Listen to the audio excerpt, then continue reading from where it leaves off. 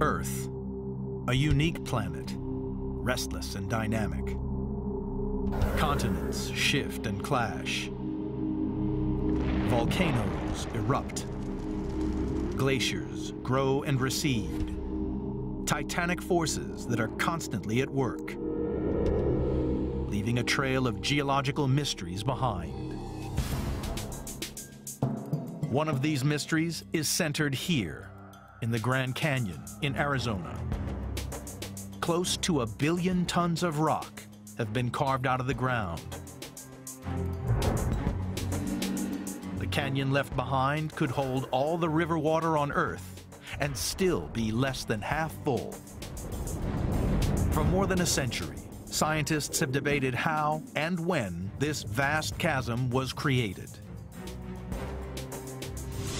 And now, geologists are uncovering fresh evidence of how the Grand Canyon fits into the ever-evolving story of how the Earth was made.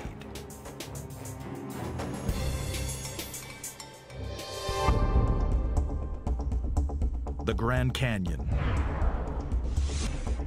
one of America's most spectacular natural wonders. A canyon 18 miles across at its widest point, 277 miles long, and more than a mile deep. It is so vast that it can even be seen from space. Although Hell's Canyon in Idaho is almost half a mile deeper, and Australia's Capertee Valley is nearly a mile wider, the Grand Canyon remains the most famous of them all. And it also holds one of geology's greatest mysteries. Just how did the Colorado River, only 1/10 the size of the Mississippi, form such a large canyon? The answer has eluded scientists for more than a century, because many of the clues they normally rely on have been swept away by the river's water over millions of years, or buried by landslides, or destroyed by volcanoes. It seems like we should understand perfectly how the Grand Canyon formed. The problem is we've lost a tremendous amount of evidence. It's like a murder mystery where most of the evidence is lost. And so the best we can do is piece together the evidence that we have. Even so, slowly but surely, this geological icon is giving up its most ancient secrets. The canyon's richly colored layers offer scientists one of the most complete geological records on Earth. The first concept you have to get your mind around as you're thinking about the Grand Canyon is that the stories told by the rocks are exceedingly old, millions and billions of years. Karlstrom and his team are setting out on a grueling geology field trip along the Colorado River. It won't be an easy ride, because this 1,450-mile-long river packs a punch. More than 800 million gallons of water can flow down the Colorado every hour. More water every second than the average U.S. household uses in a year. Karlstrom is investigating the ancient history of the land that was here before the Grand Canyon even existed. And for that, he needs to identify its oldest rocks. He is following in the footsteps of pioneer explorer John Wesley Powell. In 1869, he was the first man to successfully ride the Colorado through the entire length of the canyon. All of us who work in the canyon as scientists admire John Wesley Powell immensely for his pioneer and scientific exploration of the Grand Canyon. And the questions that he framed are still questions that we work on today. One of Powell's discoveries was these intimidating black rocks at the very base of the canyon.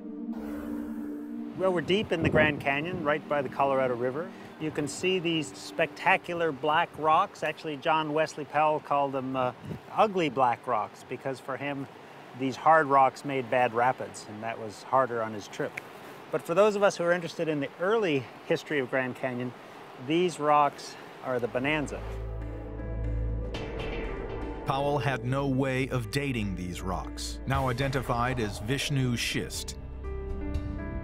All he could conclude from their appearance was that they had once been molten, deep underground. But Karlstrom has an advantage: modern instruments that can accurately date the rocks by measuring radioactive decay. And the first step in figuring out what happened here in the ancient past is to record when these rocks were created. These rocks are about 1.7 billion years old. It's less than half of the age of the Earth. So we have a great story here in the Grand Canyon of the last almost 2 billion years of Earth history. But Karlstrom needs more information. And these ugly black rocks hold another crucial clue to what this land looked like before the canyon was cut. They can tell him not only when they were formed, but also precisely how deep in the Earth's crust they were made. These tiny stones, embedded throughout the ancient boulders, are literally jewels. Garnets that only form under immense pressure. The sort of pressure that's found when layers are crushed by the weight of millions of tons of rock on top of them. The silver bullet clue is the garnet. These garnets are the key to understanding the amount of rock above us. By analyzing the chemical structure of the garnet, in particular its calcium content, investigators can determine how much weight of rock was crushing down upon it at the moment it was made.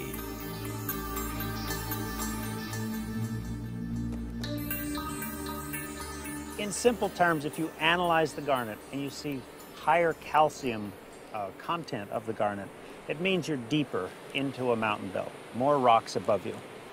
So we take these garnets back to the laboratory. We cut a very thin section. We put them under an electron microprobe. And the scientific result after this analysis is that we were 6 miles deep beneath the surface of the peaks, which were above us. And that's a long ways. So, nearly 2 billion years ago, before the canyon evolved, ancient mountains 6 miles above sea level stood here. Towering peaks as high as the modern Himalayas.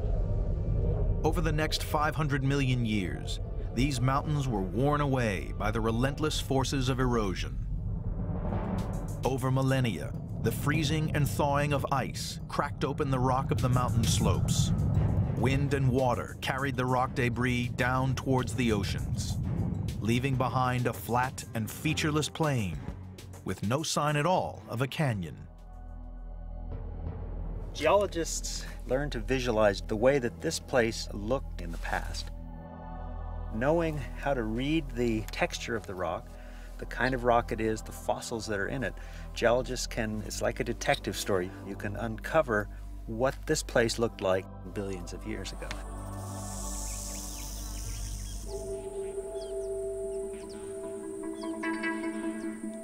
This is now desert country, more than 300 miles inland.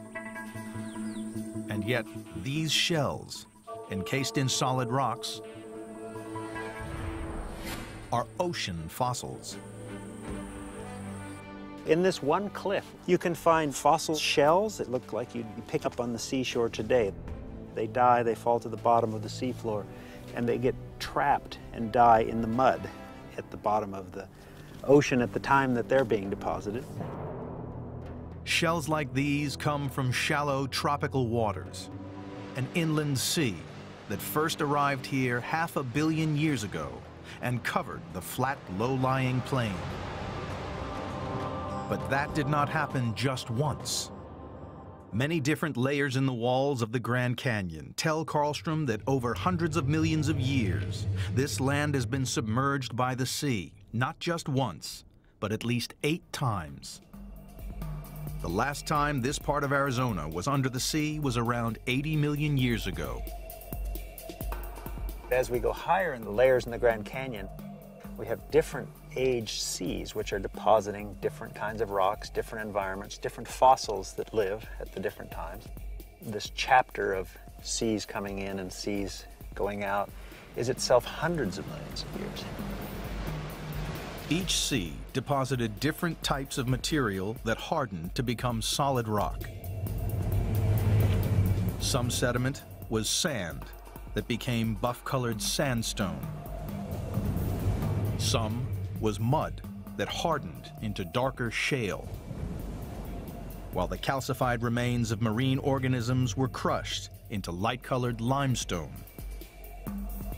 And yet, the dominant color is red.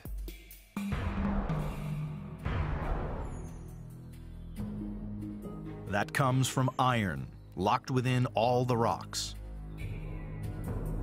Over millions of years, the iron rusts into a distinctive red hue. For the geology detectives, descending into the Grand Canyon is like traveling back in time.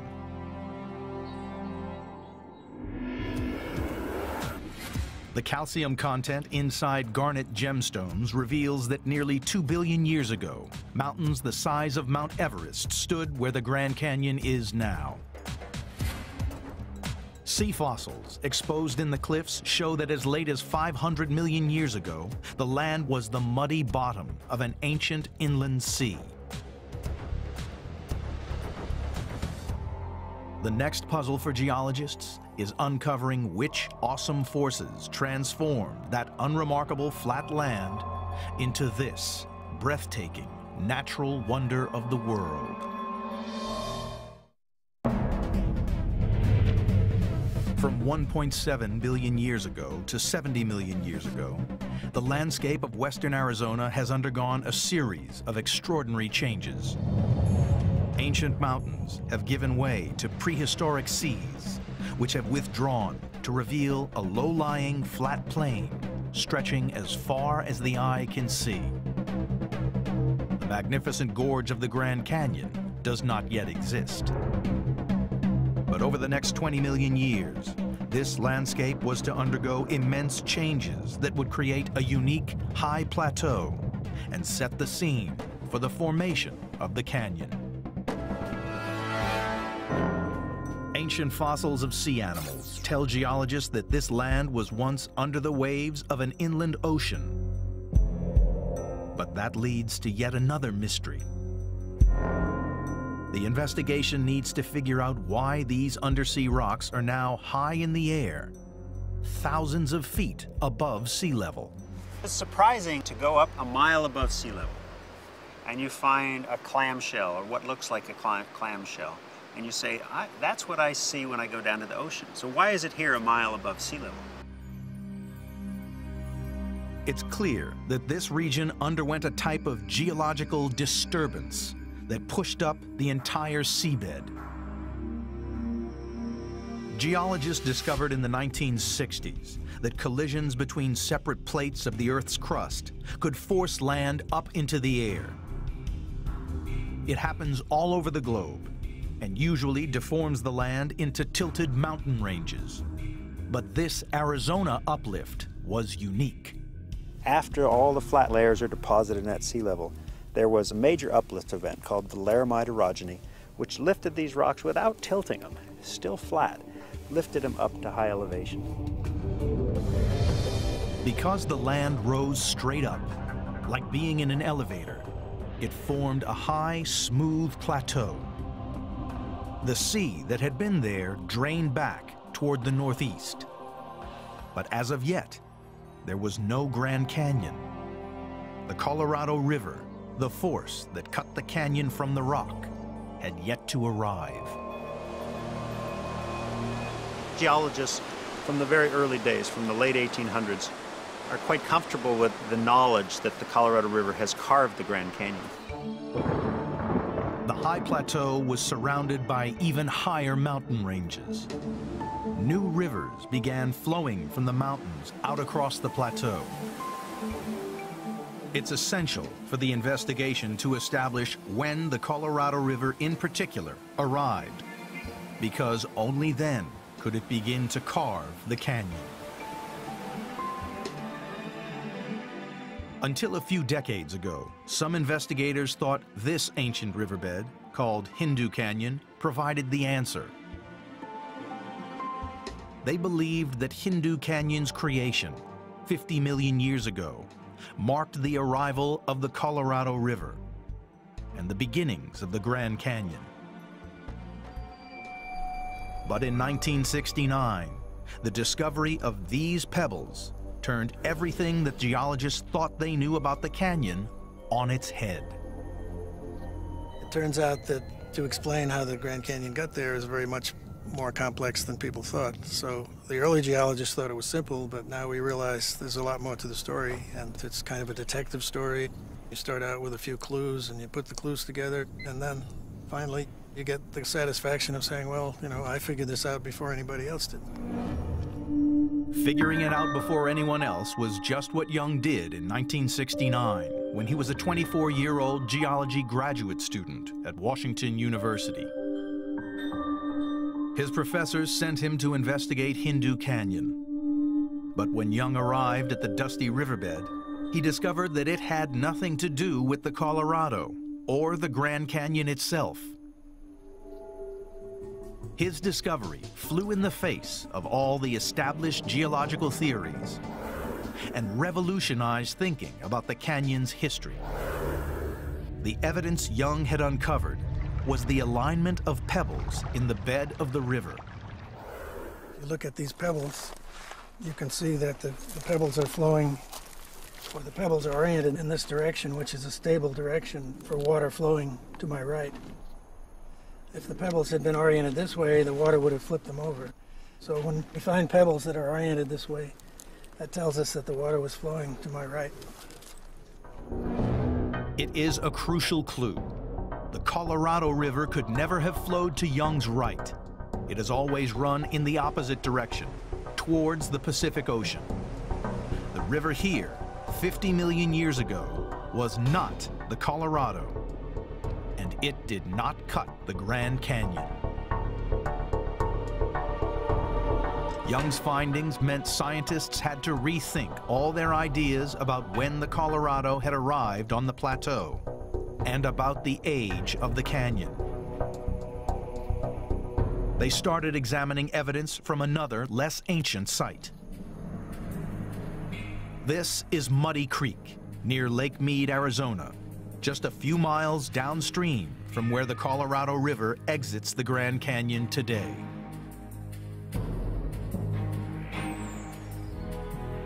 The underlying rocks prove that this was once the site of a vast freshwater lake. The upper part of the Muddy Creek Formation is this nice limestone which formed in a freshwater lake. The water would have been very clean. There would have been lots of plants and animals living in the water, and as they sank to the bottom, the calcium carbonate in their shells would form this limestone, which is typically what forms a limestone rock. The limestone is the calcified remains of the creatures that once lived in this lake. Then, 5.5 million years ago, the animals all disappeared. There were no shells to make fresh limestone. The only explanation is that the animals died 5.5 million years ago because that was the date when the Colorado River arrived here. The river would have been carrying masses of dirt and rock sediment from the fledgling Grand Canyon. The water would have been too muddy and dirty, and limestone does not form in dirty, silty, muddy water. It's just incompatible. The animals and plants that live in such a lake can't exist if there's a lot of silt and mud in the water. So, the muddy death of the lake gave geologists a confirmed date for when the Colorado arrived in Arizona and commenced its excavations. The Grand Canyon was born a mere 5.5 million years ago. The investigation has reached a significant milestone. It has discovered the age of the canyon. The angles at which pebbles lie in ancient riverbeds reveal that the Grand Canyon is far younger than geologists had previously ever suspected. The limestone discovered at Muddy Creek reveals the date that the Colorado River arrived on the plateau and the true age of the canyon, 5.5 million years old. Now geologists had a new mystery to solve, discovering why the Colorado River took the path it did some 5.5 million years ago, and why it carved a canyon of such remarkable dimensions. The investigation into the history of the Grand Canyon has uncovered a 1.7 billion year old landscape that has evolved from ancient mountains through to the Colorado Plateau. 5.5 million years ago, the Colorado River began carving out the Grand Canyon from this plateau. The question scientists now had to answer was what happened at that time to cause the river to dig deep and carve out the canyon. It is a debate that has been going on for more than a century and which continues today.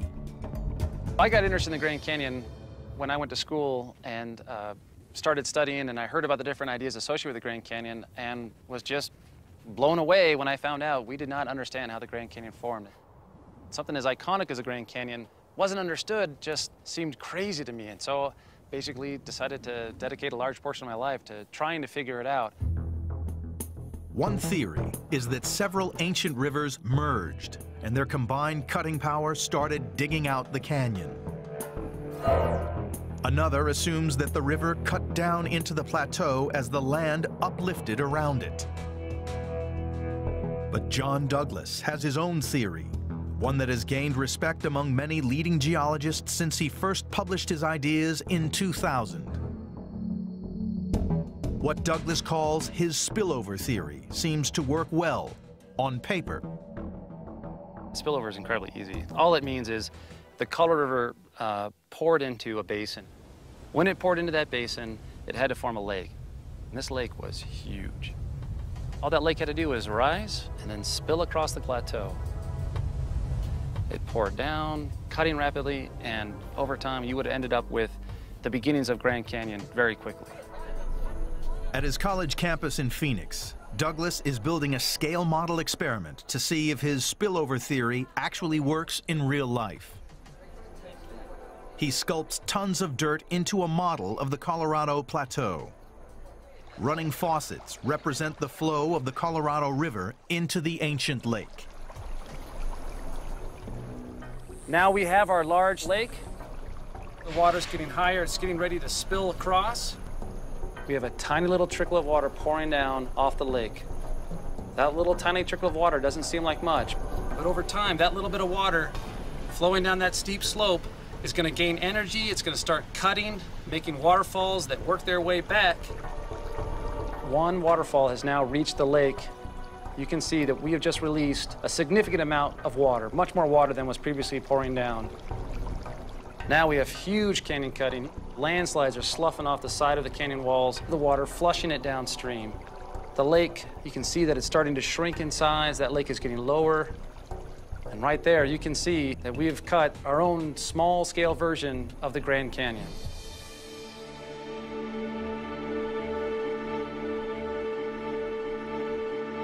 Douglas's experiment proves that the spillover theory works in miniature. But he needs evidence to show that it could have happened on an infinitely bigger scale. Douglas sets out in search of a lake, large enough and old enough to be the source of his spillover flood. He has a prime suspect in mind. This is the site of the ancient Lake Bittahoche, 100 miles to the east of the Grand Canyon. And a clue here on the old lake bed reveals how deep this lake once was. These green clays, which indicate deep lake water, this is the classic evidence for the giant lake necessary for the overflow explanation of Grand Canyon. These green deposits are only created in one specific environment.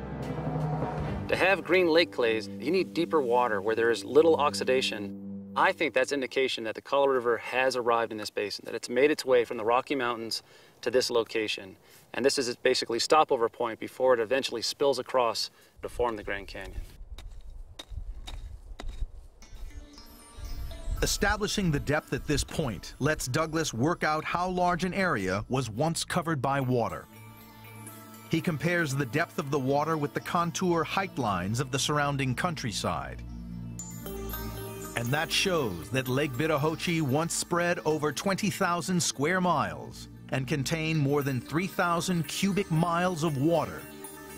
That makes it bigger than Lake Michigan.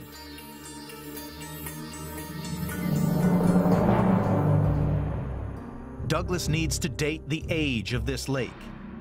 For his spillover theory to work, it has to be older than the Grand Canyon, more than 5.5 million years. He unearths the proof he needs in these deep water fossils. Okay, these fossil shells are freshwater mollusks, maybe as young as 6 million years old. The dates match up. The lake was here at the right time to have spilled over and begun cutting the Grand Canyon. Dating the fossils helped confirm Douglas's belief, but his search for more evidence continues. In reality, we're never going to know how it formed to 100% certainty unless someone builds a time machine. By doing this kind of work, all you're trying to do is increase your level of confidence on your ideas, build up your case, build up your evidence. Building up his evidence is exactly what Joel Pedersen is doing. He is using the very latest technology to prove exactly how fast the Grand Canyon was carved. He has found the evidence he needs right here, at the very start of the Grand Canyon. Here at Lee's Ferry, there are all of these gravels that are evidence of where the river has been in the past and the path that is taken during incision. And amongst the gravels, sometimes you see these great lenses of sand, and we can use the sand to get an absolute date on these deposits. As the Colorado River carved out the canyon, it deposited more and more of the gravel and sand debris at this spot. Newer layers buried older layers over millions of years. And geologists now have instruments that can measure how light has affected individual atoms within the sand. That reveals precisely when each sand layer was originally buried, away from the light of the sun.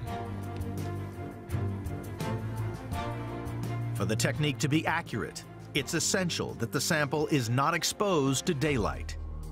So here we can take a metal tube and we can hammer it into the sand outcrop, and in the metal tube then we'll get a sample of the sand and it'll stay out of sunlight, and then we take it back to a darkroom laboratory and remove the sand still sheltered from light, and then we can analyze the optical properties of it to get an absolute age. And in this case, the absolute age would tell us when the river was at this point in the landscape.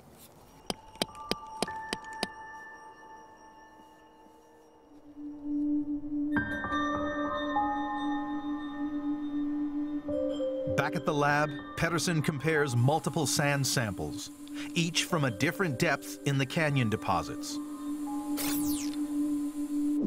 Discovering the age of each individual layer of sand lets him estimate how rapidly the river has been cutting down through the rocks.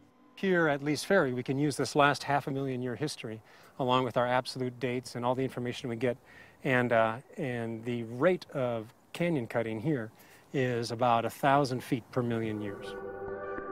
That's 1 foot in every 1,000 years, a little more than 1 inch every century. It proves that the entire 5,300-foot deep Grand Canyon could have been cut in a little more than 5 million years. In geological terms, the mere blink of an eye. The investigation is assembling evidence on how the Grand Canyon was created. Green clay deposits support the theory that an ancient lake was big enough to spill over and trigger the canyon's creation. Deep water fossils prove that the lake existed 6 million years ago, the right time to have overflowed and cut the Grand Canyon. But proving how the canyon cutting began is only part of the investigation. This is one of the widest and deepest canyons in the entire world. And to discover how it grew so large, geologists will have to examine some of the most dramatic and dangerous features the canyon has to offer. The landscape of western Arizona has transformed from ancient mountains to prehistoric seas to a flat, uplifted plain. Just 5.5 million years ago, the Grand Canyon was cut through this plateau. It happened so fast that geologists had to think again about the awesome power of the Colorado River. It cuts through rock not by the water wearing it away. You could pour water over rock for a long time and nothing would happen. It's the tools that the river carries. The river carries boulders and sand, and those bump against each other and they eat away at the rock.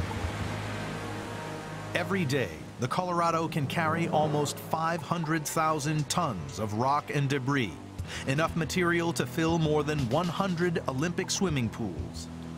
That is 5 tons every second. So investigating river erosion is never an easy task, because the powerful flow of the Colorado River has scoured and washed away many of the clues that the rock detectives need. They looked for evidence in the hundreds of rapids that disrupt the river's progress. The swirling rapids are created when flash floods sweep boulders into the river from the many smaller side canyons. The river has to focus a lot of energy at these points to deal with all of the boulders that are coming in.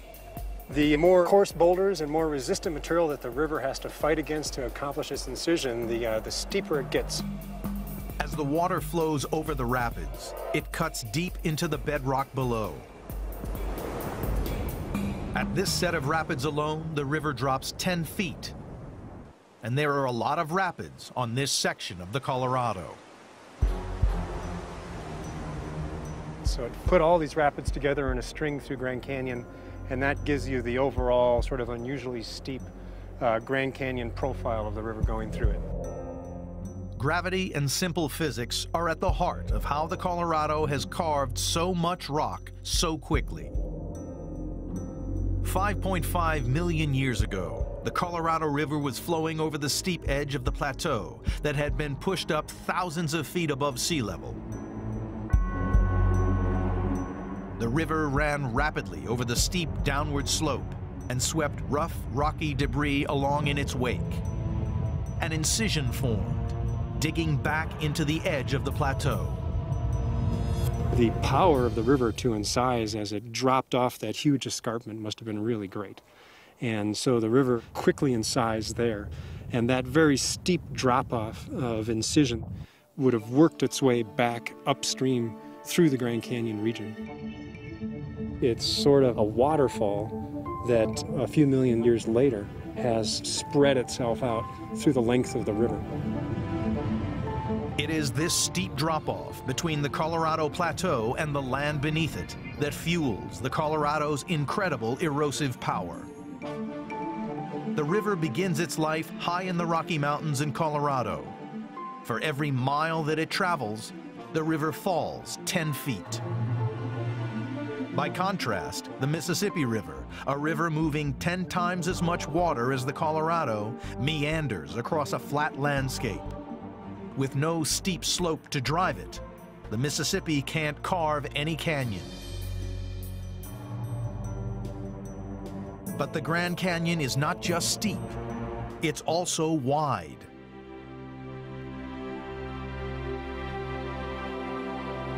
And here, on the south rim, at the heart of the national park, the true majesty of the Grand Canyon is revealed. This is where the canyon is at its widest, as much as 18 miles from rim to rim. This landscape appears serene now, but its unique beauty was forged by violent forces. Grand Canyon, oftentimes we just associate it with the Colorado River. The Colorado River is what cut the Grand Canyon. It formed the initial gash to allow the river to flow across. But what makes Grand Canyon grand is really its width and all the layers of rock that are exposed. And that isn't only solely tied to the Colorado River. What's happening is this rock that's exposed, it's being beaten on by rain, and the rain gets in there and it weathers the rock and it weakens it. And then because this is so incredibly steep, gravity will act on that material, transporting it deeper down into the river, flushing it back out. And that process just repeats over and over again to allow the canyon to get wider over time. We have classic rock falls that are cascading down onto the black rock in the far distance. Those events are indications that this is actively ongoing canyon widening and retreating from these processes. The fall of these rocks is not a gradual process. This is erosion at its most violent. Very few people are ever going to see Grand Canyon actually change. Like, I've spent numerous nights in Grand Canyon. I've only heard 1 or 2 rocks ever fall. But change will happen, and when it does happen, it happens very rapidly. The rocks fall because both harder and softer rocks are layered, one on top of the other, in the canyon walls. The harder layers are made of limestone and sandstone. These rocks don't weather easily. But the softer shale beneath is made of mud that expands when it rains, causing the shale to crumble away. Those weaker rocks, they weather and retreat back, and they undermine the resistant cliff rocks above that will then fail as dramatic rockfall landslide events, allowing the canyon to increase its width.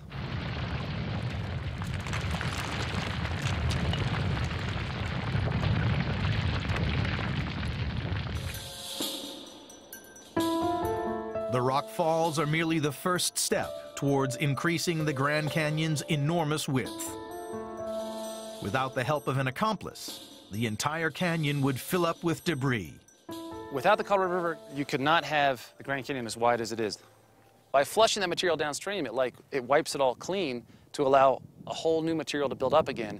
And once you repeat that over and over again, it allows the canyon walls to retreat back. And the entire canyon just grows. These guys continue to march and push and move all that material downstream. The mystery of how the Grand Canyon grew so deep and so wide is being solved. The Colorado Rapids demonstrate how the steepness of the riverbed helps carve the canyon so quickly.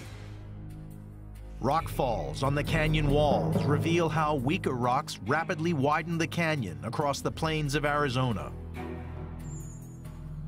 But this is far from the end of the Grand Canyon story. In just the last million years, the canyon has been transformed by other, overwhelmingly powerful natural forces.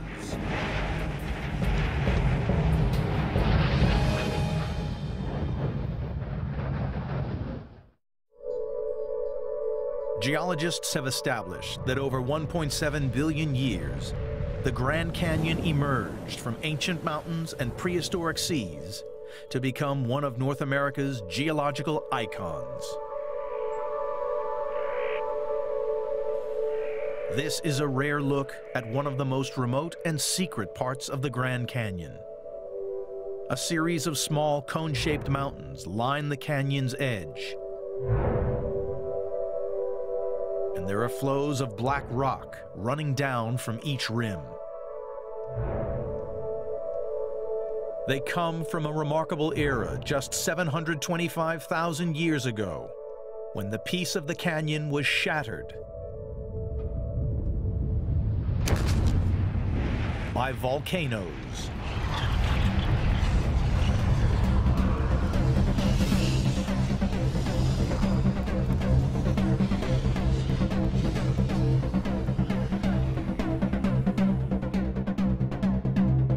This is Toroweap Point, in a remote area known as the Arizona Strip.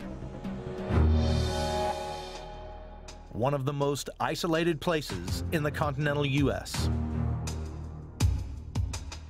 Few people other than geologists ever see this area, although it boasts some of the canyon's most stunning views.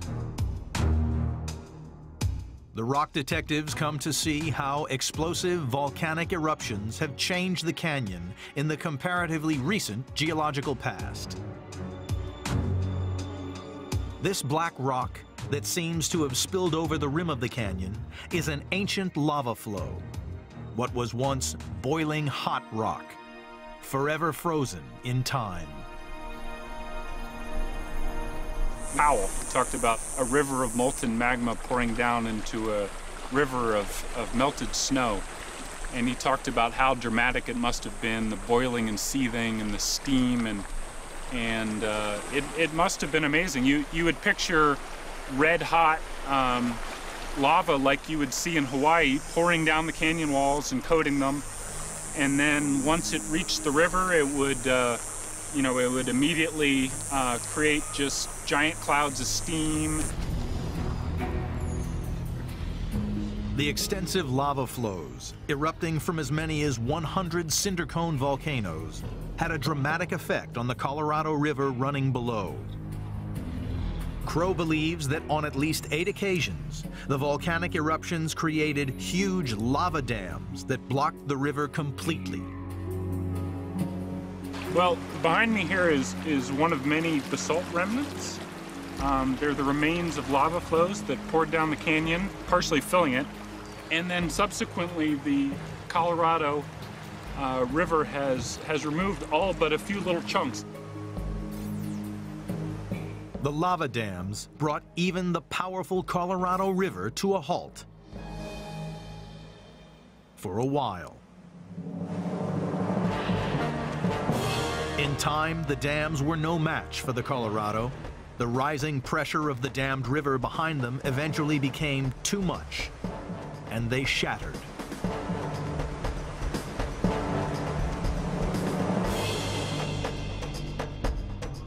This explosive episode has left its mark on the canyon's walls. Today, the cones appear to be extinct and lifeless, although some geologists believe that the volcanoes might not be finished quite yet. The last eruption that sent lava pouring into Grand Canyon probably occurred about 100,000 years ago. There is evidence for an eruption on the rim that didn't actually make it into Grand Canyon that's 1,000 years old. So there's I think a good chance that in the future there may be eruptions here as well. The Grand Canyon's future has yet to be written, but investigators now understand the story of its past. The calcium in the garnet discovered at the base of the canyon reveals the ancient beginnings of this landscape, an immense mountain range. Limestone rocks show that the canyon was only formed 5.5 million years ago. Green clays that can only form in deep water prove that a huge lake, bigger than Lake Michigan, could have been the trigger for this canyon carving. And rock falls from the crumbling cliff faces of the canyon rim are evidence of how the canyon grew to the shape it is today. Geologists have been studying the canyon since the mid-1800s. Yet even after more than a century of investigation, the story is still far from finished. The landscape is evolving and it's going to be changing through the geological future. And so the story about the geology and the fascinating questions here is not one that's over, and it's going to continue to evolve as scientists continue to do work here. The dynamic geological phenomenon of the Grand Canyon is a place where the vast fiery forces within the Earth's crust do battle with the inexorable power of water. The result? A natural wonder whose walls record nearly 2 billion years of our planet's turbulent geological history.